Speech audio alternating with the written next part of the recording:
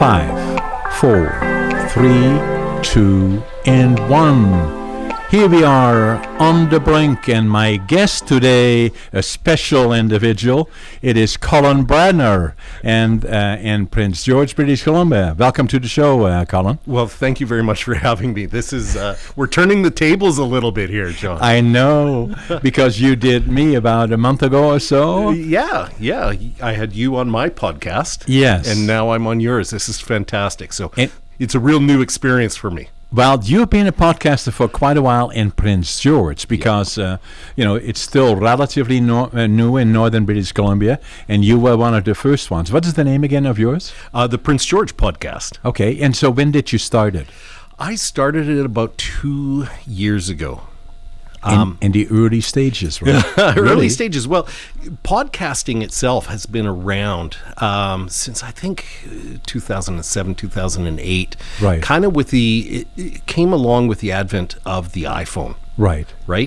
And the ability for everybody now with these new smartphones is to be able to download the episode and listen to it when you want. Exactly. And I got hooked back then when there was just maybe a handful of podcasts worldwide, and I thought, God, this is such a great medium where you or anybody can broadcast. They can have a radio show anywhere, anytime, and you as the consumer can pick it up and listen to it at your leisure. You don't have to be on the radio from 1 to 2 listening.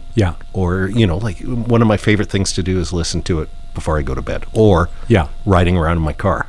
Yeah. Do you seek out particular individuals that you kind of follow, or? Well, I have sort of taken a little bit of a break on it, and I've done a few here and there, but I was on a pace of one a week for about a year and a half, I guess. Right.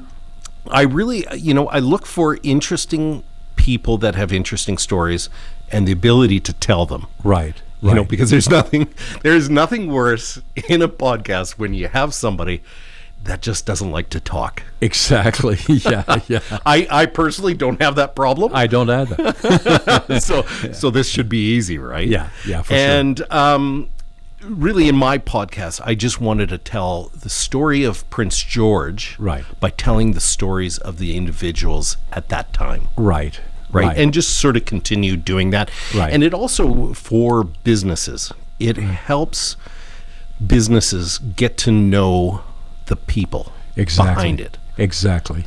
And then the consumer, the Prince Georgian, can consume that little bit whenever they want and listen and get to know the people behind the businesses. Because I think once you do that, you have a little bit of affinity for the business. And I try to focus on Prince George businesses. Right. Not businesses that are here but are, owned elsewhere, but really hone in on the people and the people behind it. Because that's, I'll say it probably a million times during this podcast, Prince George is the best place to live. I agree with you 100%. And I say the same. And why? Because of the people. Yeah. And that then being said, Colin, how long have you been in Prince George? Wow. Okay, I'm going to date myself a little bit here. Yeah. 1972. 1972. Yeah. And so why did you, where were you first? So I was born in Vancouver. Okay. I have the world's most awesome parents. Yeah. And my dad is an entrepreneur and my mom was a teacher. Yeah. And my dad saw a business for sale up here. Right. And like everybody else that comes from the Lower Mainland, my dad and my mom, they had a 5-year plan. Yeah. They were going to come up here, get this business going, which was the bulk wholesale for Texaco. Interesting. Now, I know you remember Texaco, but many of the new people probably don't know Texaco, but they were, just like Esso or anything. Sure. Texaco was everywhere. And he was going to come up, get the bulk wholesaling thing go up and running, and in 5 years they were going to sell it. Right. And move back to Vancouver. Yeah. My dad was born there. Yeah. My grandfather was born there. The whole everybody family is there. And we still have lots of family there. Yeah. 27 years later. Yeah. And you've probably heard that story many times when you talk to a lot of people. They come up here and they think that they're going to stay for a short period of time, and then they fall in love with the city. Exactly. They fall in love with the people. Yeah. And, whenever we wanted to go to Vancouver to see my grandparents or Right. aunts and uncles and stuff like that, you jump on a plane, it's 50 minutes. Yeah, it's nothing. Yeah. Yeah. Nothing. So that's how we got up here in 72. Yeah.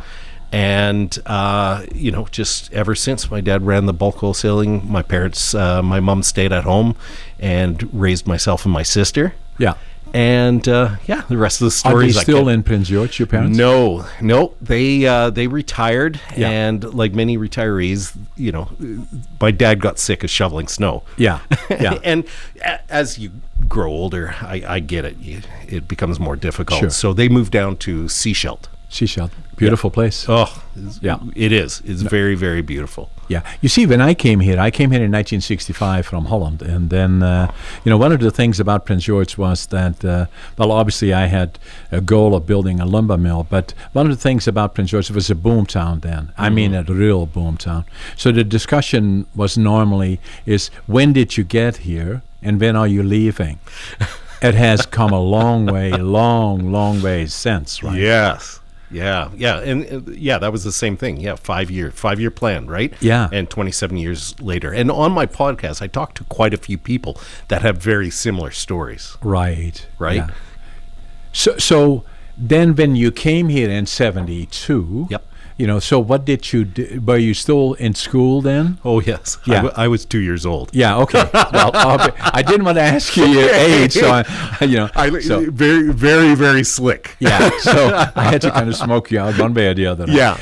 That was quite clever, John. So anyway, then you went to school here, and then you got involved. You see, where I remember you from here in Prince George is when you were at Earl's. Yep. And you had you always had something about radio. Yeah. And being an announcer on radio.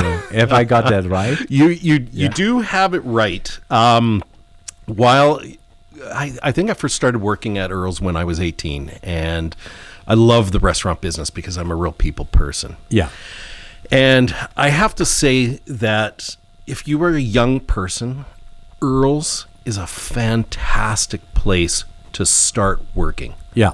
They teach you so much. And Dan Connolly, the managing partner there, is so knowledgeable and so supportive of everybody. And if you want to learn about business, they will show you. Yeah. And there's so much to this day, and I turned 50 this year, Yeah. that I still look back and I'm like, okay, I learned that lesson at Earl's. I'm going to apply it to my real estate business. Isn't it amazing? It really is. But Yeah. at the time, as a young person, you're just like, hey, I'm waiting some tables, or I'm cooking in the back and whatnot.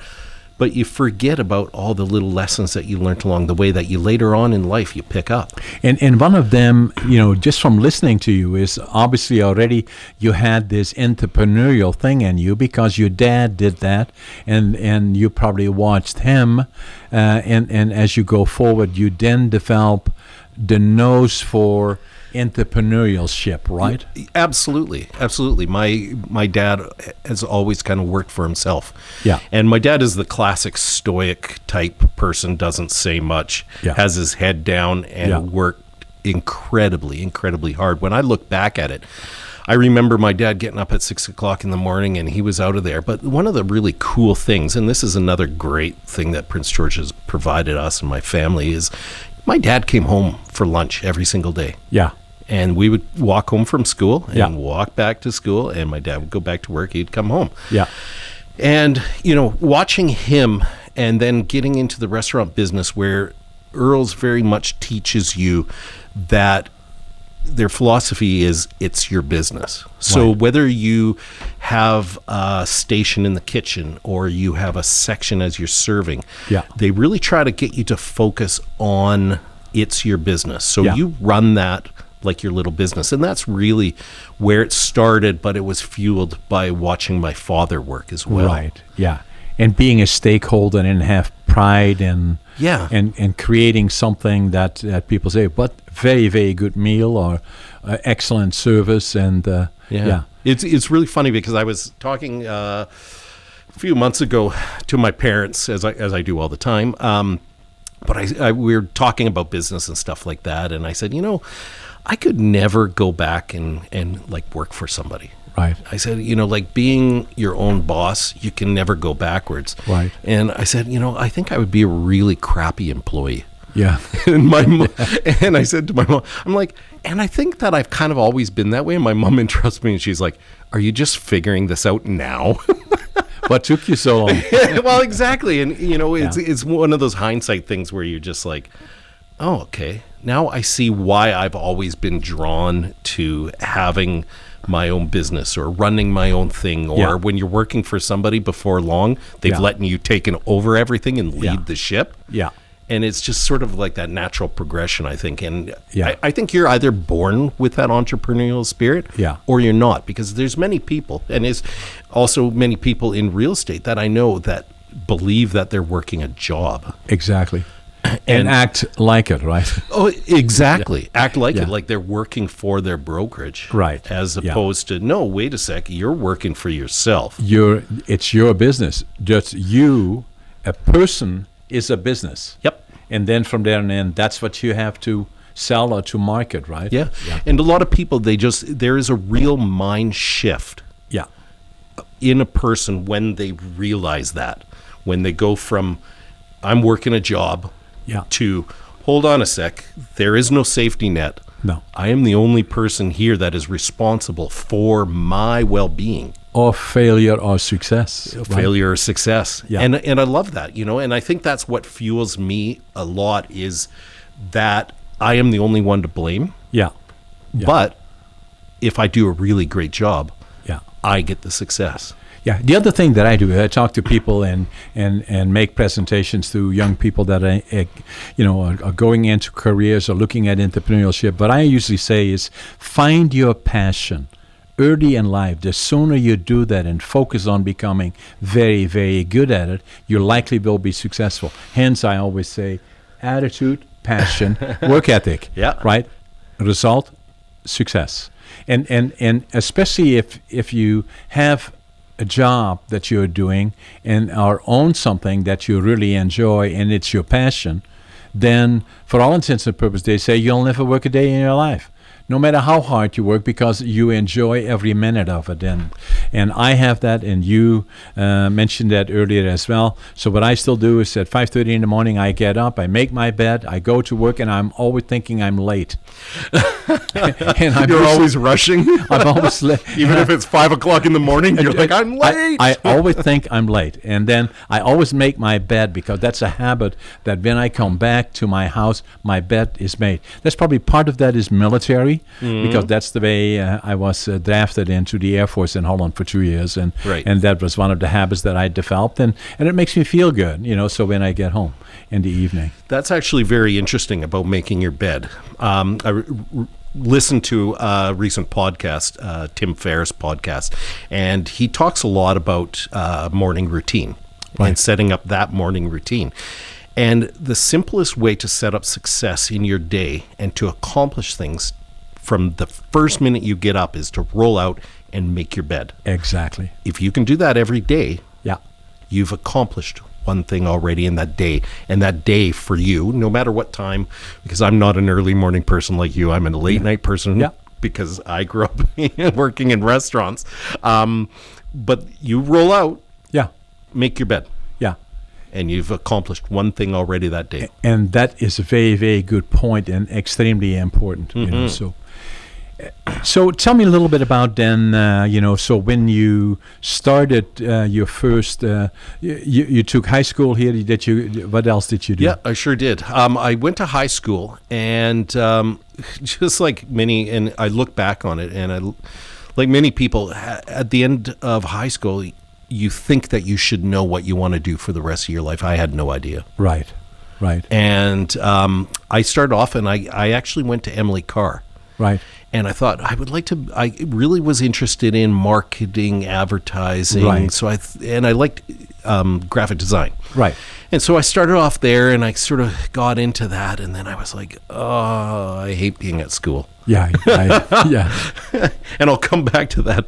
But so I left that, and that's when I got involved in restauranting. So that was in Vancouver, Emily Carr, right? Well, I did 1 year here, Okay. and then one down there. Oh, I didn't know they had it here. Yeah, So- they used to have like an outreach where you could do your foundation Oh, year okay. here, Yeah. and it's sort of a bit of everything in the arts kind of thing.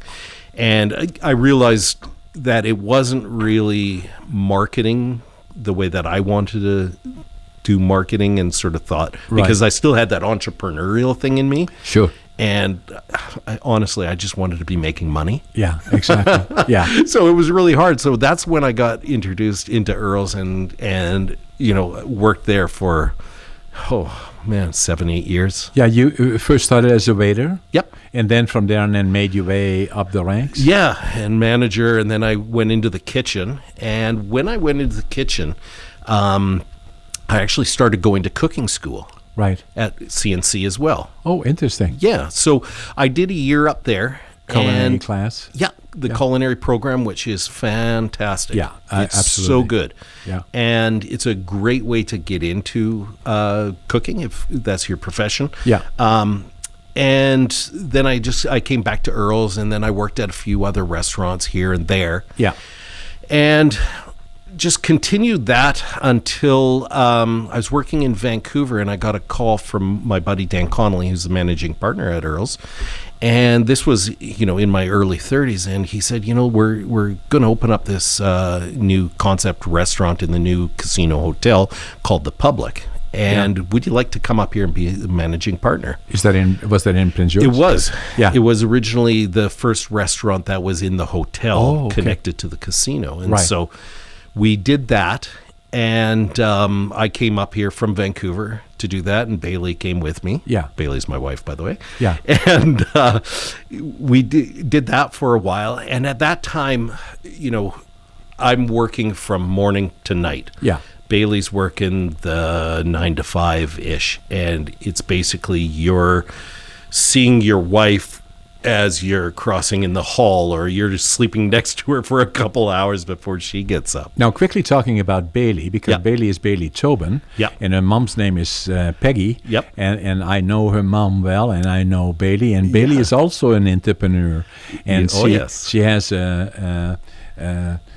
what I call a hardware store, but it is not a hardware store. It's a furniture home decor store, but So she is a well-known interior designer, Yep. and also very artistic in her own rights, and Yes. yeah, Like, has mo- done immensely well. yeah, if you go around Prince George and you see beautiful buildings and beautiful interiors, more than likely my wife has designed those. Yeah, and then she used to didn't she work at one point with Paul Zanette? Yeah, that's where she started with Paul. That's what I thought, because just and then for the across public's the street benefit Yeah. here, Paul, a good friend of ours. In fact, I named one of the streets in our subdivision after Paul.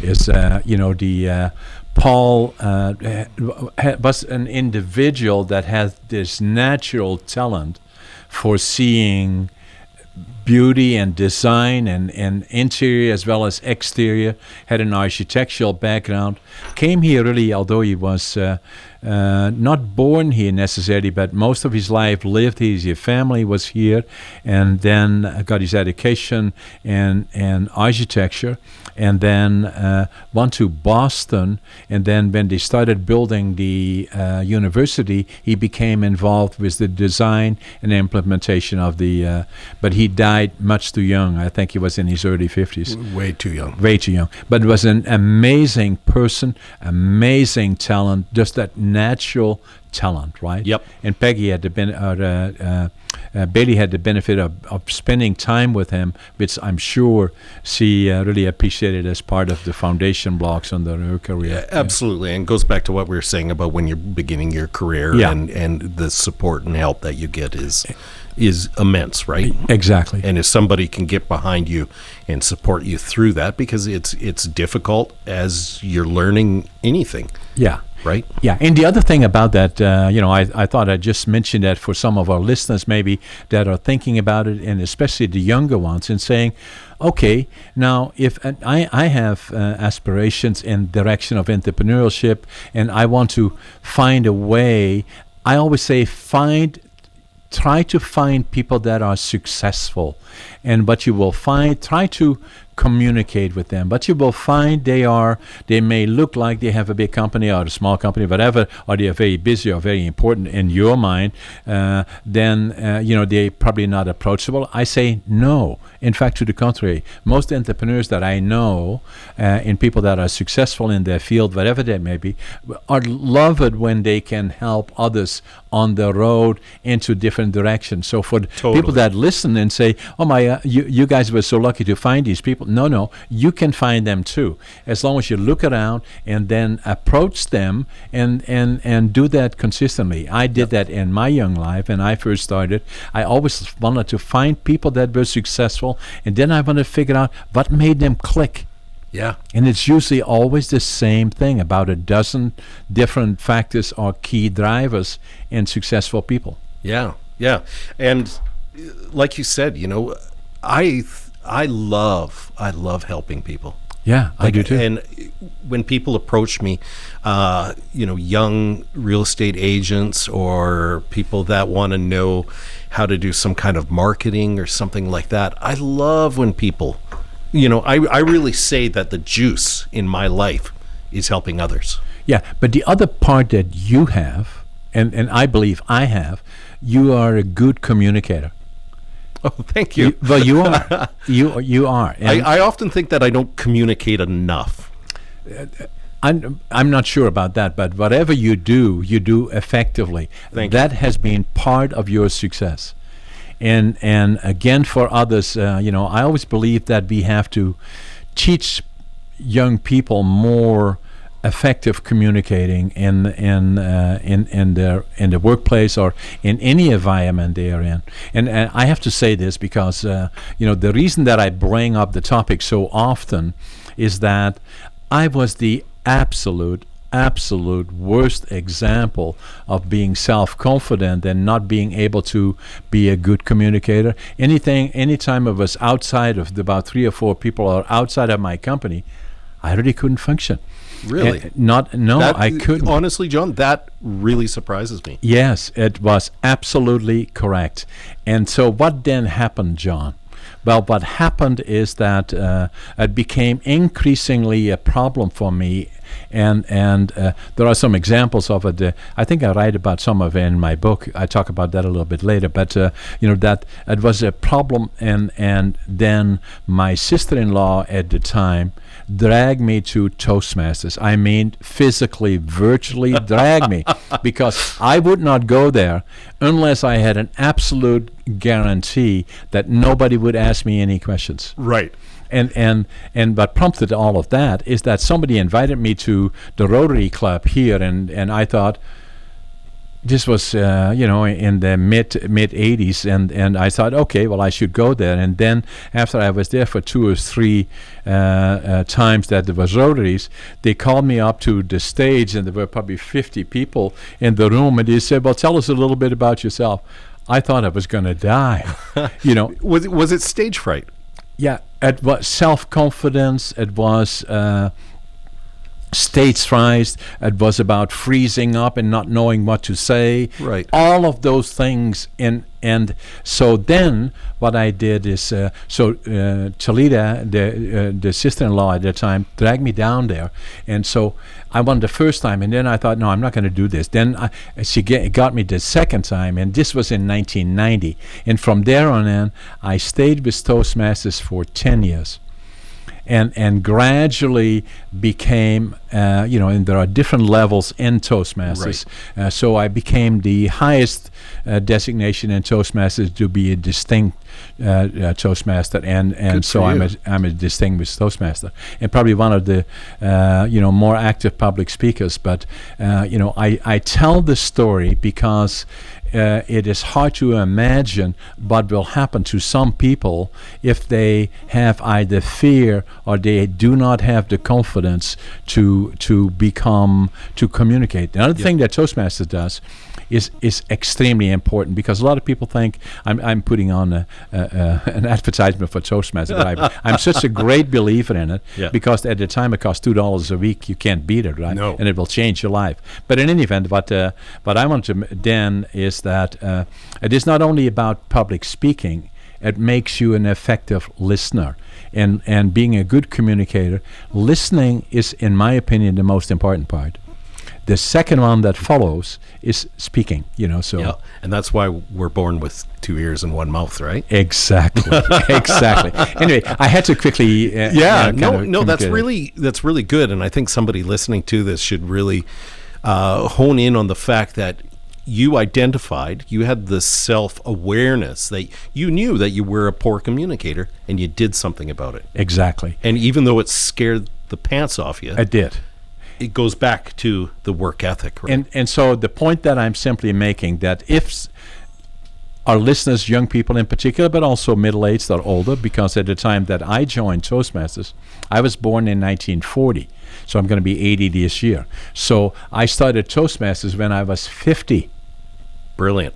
Yeah, and it changed my life, and it made me successful. It was the trigger that I needed to grow beyond where I was. Yep. And as a result of it, build a fairly major company. Now this is, again, another really amazing point, is that you are never too old. Absolutely. And I'll add another one to that quickly, although this is my, I'm supposed to interview you, but I have to, but be a good friends at the same time. So the other part about it was that, and I agree with you so much, that I had a case of diverticulitis, nearly killed me. And so that was in 1998. In 2008, 12 years ago. And then I lost in about 2 or 3 weeks. I was very close to not making it, and within 3 weeks I lost 30 pounds. And I said to myself, I'll never do this again. So I'm going to go through this again. So I go to the gym, and I started to get into health and fitness, and so I did that for at least 10 years. And then my trainer said to me, "Why don't you go and compete?" At 68, Was that the answer? Did you look at her and say, at 68? Yeah, everything is possible. So then I started really training again in earnest, and in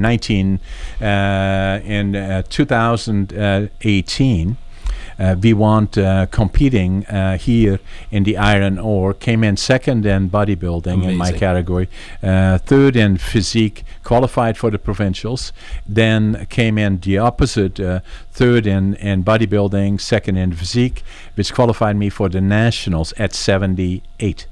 Amazing. I love it. Everything is possible. Yes.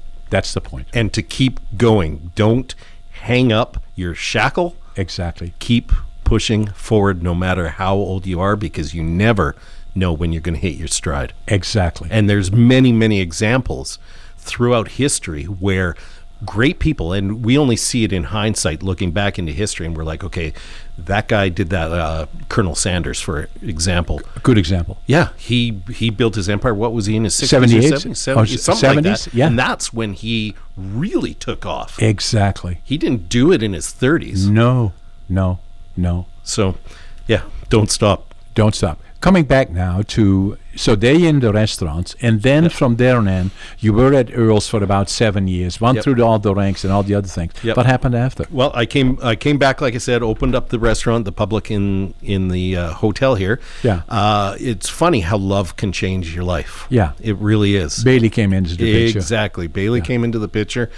And I was working opposite what she was working. And at that point, the stress and everything else that piles on with restauranting, and restauranting is very, very stressful. Yeah. I knew I needed a change. Yeah. And that was about the time that I really took in a lot of self-awareness, where I was like, okay, what's this next phase of my life going to look like? Because all I had seen to that point is working in restaurants. I loved it. I love working with people, love working side by side. I like the pressure. Yeah. But it was getting to me, and in your mid-30s, you're looking for something else. Yeah. Because I've been doing it all my life. And so I had 2 criteria. First criteria was that I didn't want to have any staff. Yeah. I had 60 employees at the last restaurant, and I knew, okay, I just want to be me working, and if I fall flat on my face, it's just going to be me. I'm not going to let down any staff or anything like that. Second, of course, I knew that I had to work for myself. Yeah. Again, back to our previous conversation. So I had a couple buddies, Mark McVeigh being one of them, who owns Team Powerhouse. He had been in real estate for a long time, and I thought, I said to Bailey and I said to my parents, do you guys think I could be good at this? And they're like, well, you could be good at anything. You just have to decide to do it. Yeah. And I was like, and getting into real estate is scary. Yeah. Because you are 100% commission. Yeah. And you have overhead. Yeah. And so regardless of whether if you're you making sell or not, yeah, you got bills to pay. And there is lots of them. Agents. Tons of competition. Yeah. I think there's 150, 160 just operating in Prince George alone. Yeah. So you have a ton of competition. So how do you be different? Yeah, right? Find a niche, right? Exactly. So how does that look? And I was like, okay, what's the worst that could happen? I can always cook. Yeah. I can always cook. Yeah. So I just jumped into it, did my exam, passed it, and I haven't looked back. And when was that, love it. Colin? 2007. Yeah. And 13 years ago. And if everybody remembers what happened in the fall of 2007, was not a good year. Not a good year. Housing market crashes in the States. The ripple effect goes through here. But I am actually thankful that I started then. Right. Because what I learned was how to work in a hard market. Yeah. So which company did you work for then? I started at Team Powerhouse. Team Powerhouse, yeah. And then I was there for 3 years. Then I started working at Remax, was there for 8 years. And now, for the last 2 years, I've been with EXP. And I helped bring EXP to the province. Yeah, I want to talk a little bit more about EXP. Okay. And because EXP, I've talked to you about it in the past because you were the one that kind of made us more aware of it. Yep. But before that, I really didn't know anything about it other than I see some people driving around like Tracy Laurent. Yeah. She has it all over the car. You do too. Yeah, I do as well. Yeah. And so tell us a little bit about it. What makes that different? So what makes it different than a traditional brokerage? So in order to tell you that, I sort of have to give a quick history of what a real estate brokerage is. Yeah. So back, and don't quote me on all these dates and statistics, but back in the 20s, 30s, Coldwell Banker came around and they developed the franchise model. Right. So they did that. Relatively nothing changed until the early 70s, right, when Remax came around. So when Remax came around, most brokerages, how they interacted with their real estate agents, everybody was on a 50-50 split, meaning... Did the model come out of the States? Yeah, mainly. Yeah. Okay. Yeah, and everybody was on a 50-50 split, meaning that when I sell something, I give 50% of that commission to the brokerage house. Correct. Or the franchisor, however you want to look at it. Then I would mix retain. Of both. Yeah, I would retain 50%. There was no cap, so if I was a really, really good salesman, I paid my brokerage a lot of money. Yeah. And back in those days, they were like, if for a really good salesman, they'd maybe buy you a car at the end of the year or something like that, because you're bringing in a lot of money to them. Now, Remax comes along in 72, I think, 72, 73. And they bring about what's called the 100% model. Basically, they said to their agents, okay, you pay us a certain amount for the operations of the brokerage. Right. And then once you pay all of that off, then you get 100%. Yeah. Well, that blew up real estate. Right. Like there was times that they wouldn't even let Remax people come to conferences because it was so against the grain. And at that time they said Remax will never ever become anything. They can't do it. Right. And so Remax was like, they were the rebels. They were the game changer in the early 70s. Ahead of their time. In the head of the time. Yeah. But what happened was all of these big time sales agents, they were like, well, I can pay 50-50 here, or I can go over to Remax and maybe pay, 60, how it works here, 60-40 up to a certain amount, $18,000 or whatever. And then after that, it's all mine. So if I'm a big player, They attracted the top agents. Yeah. Yep. The That top changed agents. That was a game changer. Yeah. And then, so Remax took off, and they didn't take off right away. It took about 10 to 15 years to take off. And actually, Remax franchises in Canada really took off and really helped save Remax and keep it afloat. And then the rest is history, how they basically became the number one brand in real estate. Yeah. Well, nothing really changed much until Keller Williams came around. Now, Keller Williams up here in Canada is not a big name, but they are, by agent count, the largest franchise brokerage in the world. Yeah. They're the largest. They have, I think, 180,000 agents worldwide, Yeah. which is a lot. Are they in Canada other than... They are in Canada in a few marketplaces. Okay. But they're not big. But how they grew, they introduced profit share with their agents. So the agents that were out there recruiting other agents Yeah. to come on, they got small little bits. So what they really said is that starting with the initial... What was the first one again? That was the real estate... Coldwell Banker? Yeah, Coldwell Banker. That then evolved into Remax seeing an opening Yep. that took time to develop and then got settled, and they became the largest. Next, EXP, or the individual that already had developed a fairly major real estate firm in a distinct market or different areas, all of a sudden saw an opening for another one, again, to me at least, that was focused on the premium people in the real estate, and saying, how can we attract them Yep.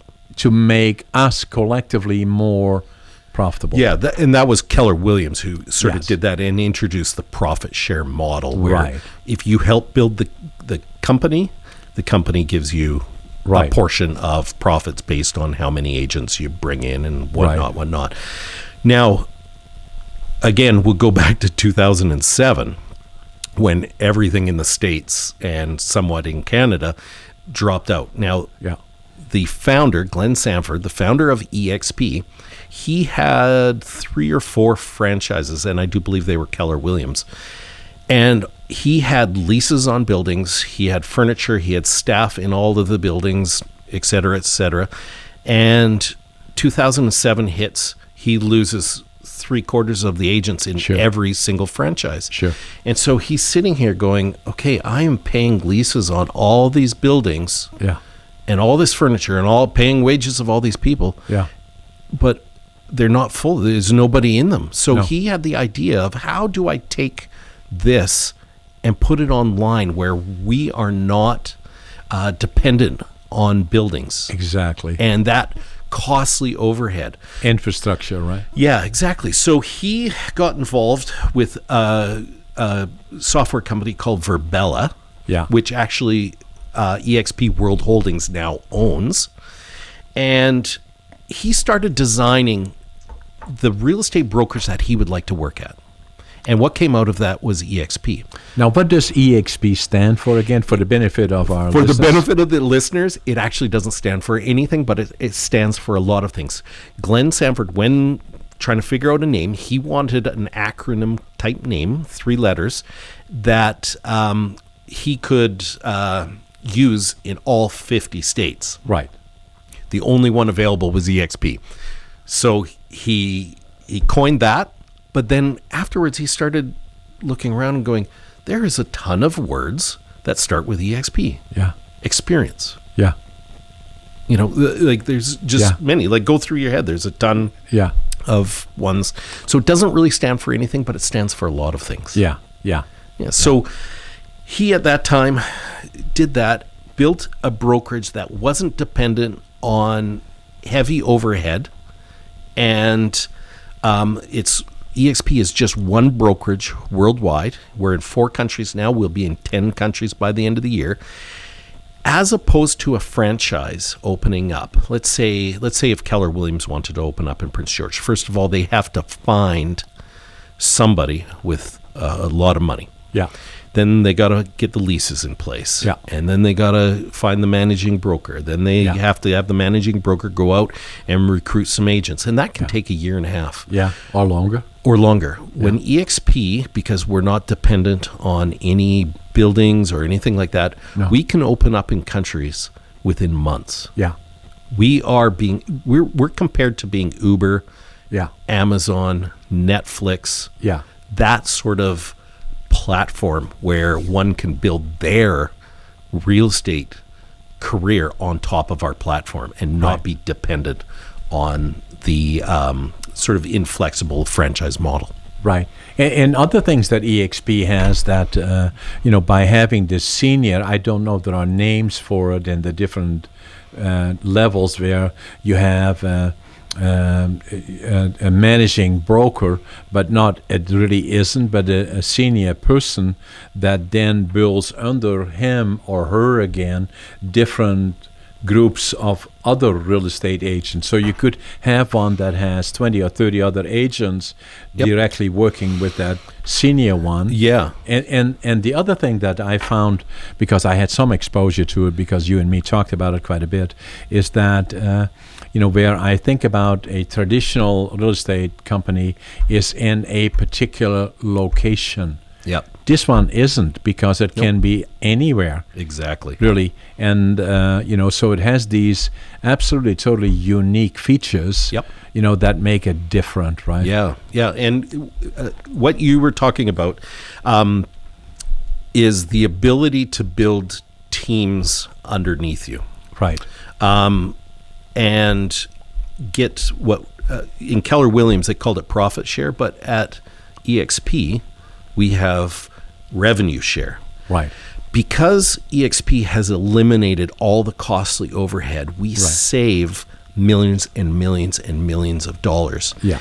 And the company is committed to give 50% of all revenue back to the agents that help build the company. Right. And that model, and again, very much like what RE/MAX got blamed for in the early 70s, we're getting that from our competition. Right. It'll never work. Like when we had 600 people in total in the States, 600 agents, they were like, it'll never work. It'll never work. Then when we hit 6,000 people, they're like, it'll never work. It's going to collapse in on itself. Yeah. Blah, blah, blah. And then all of a sudden, we moved to the NASDAQ, and we're now a publicly traded company. Yeah. We are at, actually, yesterday, we're at 31,000 people worldwide in 4 countries. Wow. We have 250 agents joining us in the world every single week. Wow. Because we allow people to build teams and their business on top of the EXP platform. And that's really what EXP is a platform. Right. Now, we provide brokeraging services to the agent. And that's a really important distinction. Right. Because EXP understands that the agent in the marketplace is the brand. The front. They are the front. Yeah. When you hire a real estate agent, you should look at what the agent is going to do. Yeah.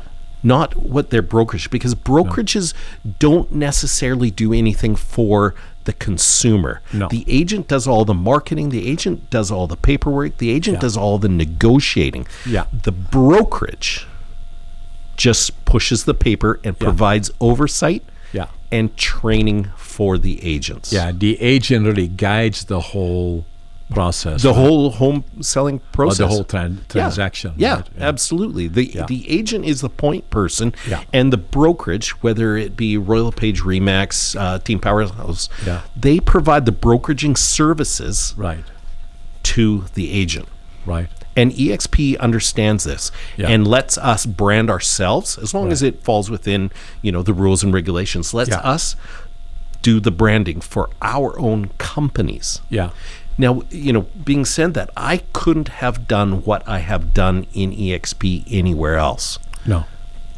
And, at the time, 2 years ago, I didn't want to leave Remax. No. Remax is a wonderful company. Right. I love the agents. The managing broker at Remax is a wonderful person, Sue Lynch. Yeah. Shout out to Sue Lynch, because she is one of the smartest people in real estate that I know. Yeah. But then a friend of mine showed me the EXP model, and I'm like, holy smokes, there's an end game for me. Yeah. Because, and it's sad, most real estate agents never retire because they can't. No. Because at the end of the day, you don't really have anything. You have to be a super saver your whole life. And real estate agents are good at two things: not paying taxes and not saving any money. Exactly. Yeah. That's, it's just the way it is.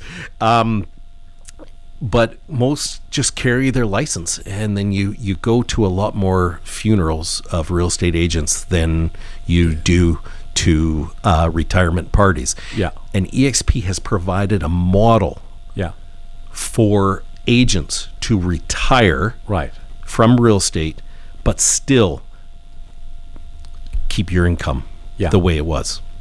So has it had quite an impact on the Prince George scene in particular, or Northern British Columbia? We're a little slower up here on bringing people in, because I think people are a little bit entrenched, and and that goes with the way Prince Georgian people think and feel about the people and surrounding. It's a lot of family up here. Right. We are making grounds, and people are joining us. It's just not super fast. Whereas you look at Vancouver Island, all the big players are now at EXP. Right. Because of the model, right? And same in Vancouver, or Vancouver is growing quickly. Yeah. But in Canada, we're just beginning. Yeah. We're just beginning in Canada. We're just a little, as we're recording this podcast, we're just a little over 1,000. I think we're 1,200 or something like that in Canada. Right. We're open in 5 provinces now, and we're looking by the end of the year to open up several more. And like I said, last year we opened up in Australia and the UK. So the strategic direction for EXP, is that coming from the States, or is it kind of divided into different regions where you interact with other people from EXP down in the Lower Mainland? Or what's really cool about EXP is our 3D virtual world, where we all gather. I gather virtually for meetings, and we do things all together. And there is, within EXP, there is a real sense of togetherness. Because one of the things that I haven't said is that EXP, being publicly traded, all of us agents are given stock in the company. So the company is owned by us. And I'm just going to take a side note here that Glenn Sanford, the creator of EXP, is actually a Canadian. Oh. Grew up in northern Alberta. Unbelievable. Yeah, his parents moved down to Bellingham, Washington when he was young. Mike, have you met him?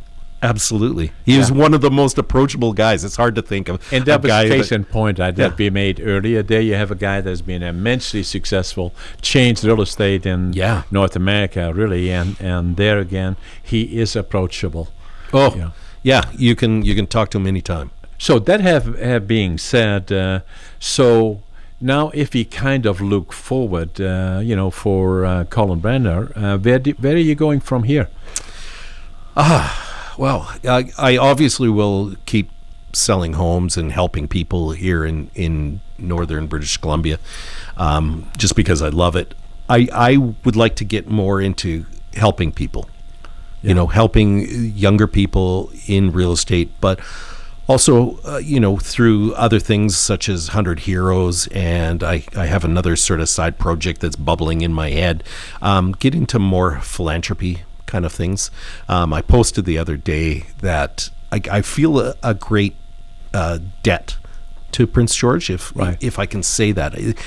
it honestly has just been the best place to grow up in, and I would not be the same person if I grew up someplace else. And I think everything that drives me is just little bits that I have learned and taken away from all the wonderful people here. And I feel a sense of gratitude that now I feel successful and I have the means to give back, and that's what I want to do. Yeah, and I feel the same as you do. Yeah. And Well, you're doing a really good job. I want to elevate to what you're doing. yeah, but I always say, that is part. Some people say, well, why are you doing it? Are you not running for politics? You're not doing. Oh. No, it's part of my culture. Yes. I grew up that way, and Yeah. nobody became ever poor from giving back. And Nope. And I love being involved. I love the community and everything about it, and we are very, very active. So yeah. In the last 12 months, we've raised over $45,000 for Wow. charities. Wow. And what's really cool is that it's only taken 4 hours. Yeah, and the interesting part about it, the little that I know about it, I've seen one of the shows, is that it involves a lot of times not well-known Yep. charities that are usually kind of left behind a little bit. Yeah, smaller ones that you've never heard about. And that's a lot of the heroes that are involved. That's the part that they really like, is that they get to listen to a story Yeah. of somebody doing something maybe small, Yeah, but doing great things for our community. yeah, And the ability to learn. Yeah. And again, goes back into that fabric Exactly. of Prince George and why it's such a great place to live. yeah. So if you then look forward, for the next 5-10 years, where is Colin Breadner going to go from here? He'd be in Prince George, I'm sure of that, but yeah, building up further in real estate, further likely with EXP and... Yeah, absolutely with EXP, because I have so much invested in it now. Right. And just helping people, helping younger agents come in and teaching them what I know. Yeah. As well as, like I said, getting into the philanthropy a little bit more and giving back to the community that has been so good to me, so good to my family. Yeah. So, Colin, talking about EXP, but also other real estate that in Prince George, there is a lot of activity in the market, the residential market, also in the commercial market. And there is a bit of a question with all the uncertainty with COVID-19 and the problems in the States and all the things combined, a certain amount of uncertainty. How come the market is hotter than a firecracker? I love that term, by the way, hotter than a firecracker. This is good. So I'm just back it up to, okay, we're recording this in July of 2020. So Correct. Back it up to February, beginning of March, when everything starts getting shut down. Right. Yeah, it was getting scary. Right. Right. Things were shutting down. Everybody's putting on hold. Nobody knew what was going on. It's still snowing here in Prince George at that time, and we're all locked in our homes. March was quiet. Like, it literally, real estate shut down. Yeah. Then about in the beginning of April, my phone started going again. Start getting inquiries and starts building. The government is dropping rates, like the bank is dropping rates. And all of a sudden, the rates get really low, and people that maybe, were like thinking about buying a house but didn't really want to go outside start thinking, okay, it's a really good time to buy because I can get interest rates at super low, like money. All-time low. All-time low. 2.5%. I know. Like, think about your time during the 80s. And Well, 21, 22%. 22. People were walking away from their homes Exactly. because the interest rates were insane. Yeah. And here we are in 2020, and we're looking at sub 2% mortgages. So I think that spurred along a lot of it. I think in Prince George, why it's hot right now, and the numbers overall aren't as high as in the number of sales as previous years. But Right. why it feels like this is because we have a very low inventory. Yeah. I wish more people would put their homes on the market. So too many. So yeah, and that relates to back to what I had one time. And I was around Sydney on the island, and a friend of mine, a real estate guy, and I said to him, "How?" I thought that he would say it's fabulous. I said, "How's the business?" He said, "Lousy." I said, "Why?"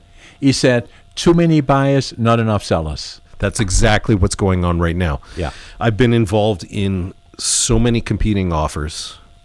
It is so hard, and I feel bad for buyers right now because they come to me and I'm like, I'm sorry, I just have one home to show you right now. Yeah. Because if it's good, clean, Yeah. and priced well, Yeah. it is sold within a day. Yeah, but also in Prince George, the market is still undervalued, right? Really? Well, some people would say that it's overvalued. I think buyers would say that it's overvalued. Comparatively speaking, But to other comparatively regions. speaking, well, we have several things going for us up here. One is that it's still very economical to live up here. Yeah. I have relocated, in the past year and a half, many young professionals from the Lower Mainland have come up here because they just got married. They've realized that they have a dream of having a family, but they can't do it down there. No. Sure, they have great jobs. They're nurses, doctors. Or drive an hour to get to work. Oh, exactly. Lose 2-3 hours of your life every single day in your car or on the SkyTrain or stuff like that. Exactly. You can move up here to Prince George. Yeah. You can buy a house that would cost millions of dollars down there and start your life up here. And what's spurring that on, and you would know this from your side, is that there's still jobs here. Yeah, and 5 minutes from 10 minutes from the jobs. Maybe if it is 15 minutes, say, a long ride, 15 minutes. So it goes back to what I was saying before when I was growing up and my dad came home for lunch every single day. Yeah. You can't do that with your kids in the Lower Mainland if you work somewhere. And add to that, Prince George, there we have the best small university in Canada. Here we got the best. Infrastructure around, a college that is second to none. We have all the things in Prince George you can possibly imagine. Beautiful places to go, the ancient forest.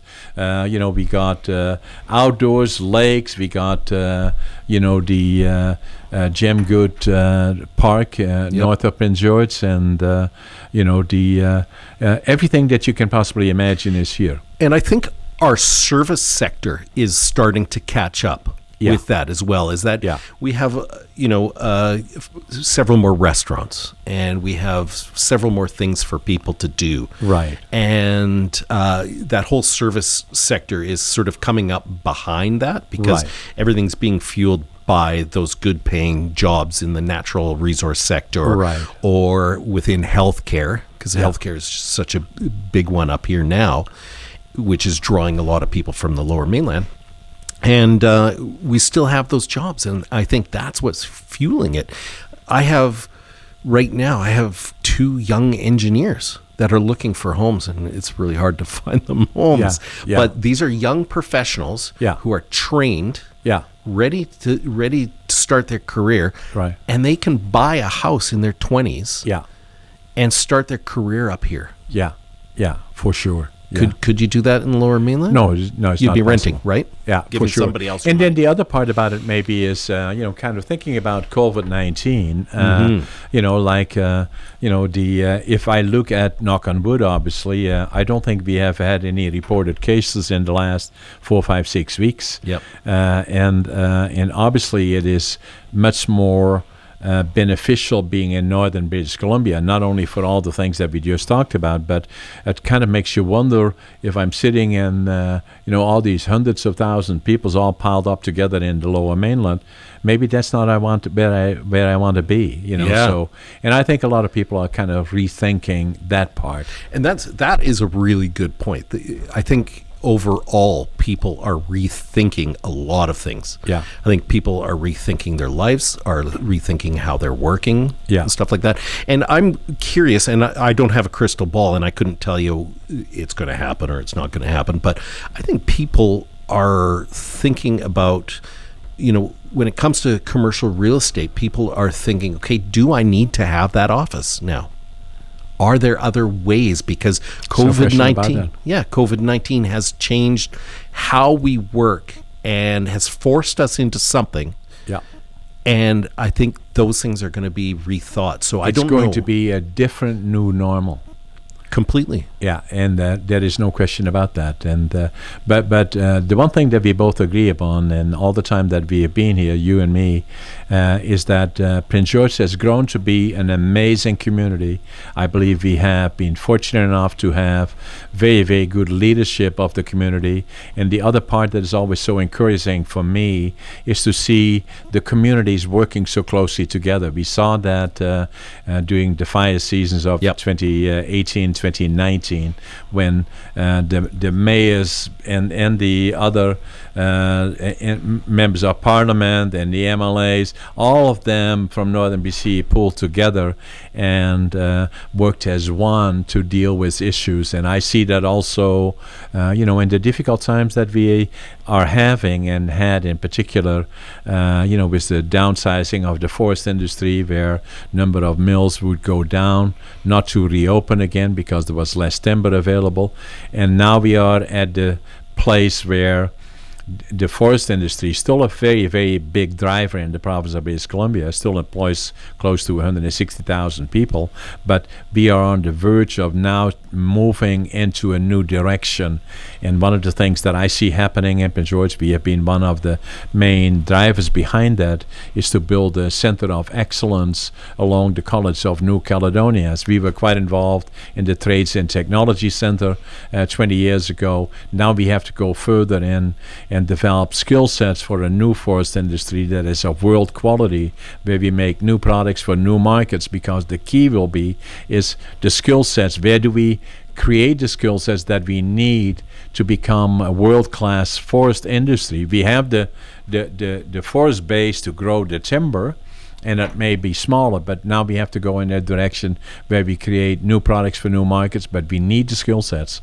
And the Center of Excellence will be something similar to BCIT, not of the same size, but still sizable, where we develop the new equipment, the new technologies, the scanning, the robotics, and all the other ones, where, again, we will be the spruce capital of the world, where people come from far and wide to see how do we grow it, how do we manufacture the products, and how do we train our workforce. Yep, and one of the things about that is that you're bringing in all these people into the center and training people. Exactly. And what we find is that people come here and they don't leave. Yeah, and that's precisely what.